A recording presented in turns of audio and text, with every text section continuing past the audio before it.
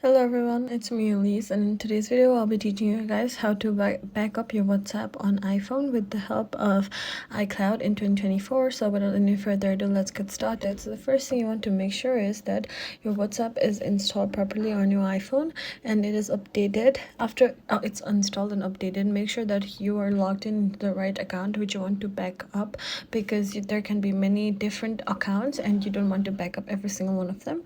So the first step what you want to do is go to your WhatsApp application, and as you can see here, I'm already in the settings menu. But if you're not in the settings menu, you'll probably be in the chats menu. Just click on the settings icon at the bottom right screen. Then what you want to do is click on chats, and after chat you want to click on chat backup.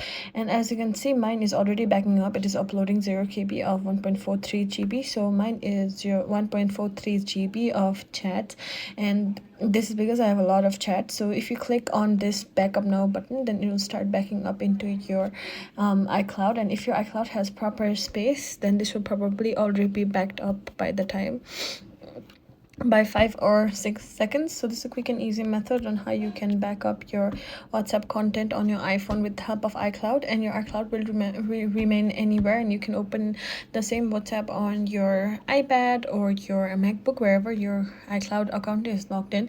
Thank you guys for watching this video. If you like this video, please be sure to like, comment, share, and subscribe. It's me Elise signing off, and I'll see you in the next one. Thank you guys.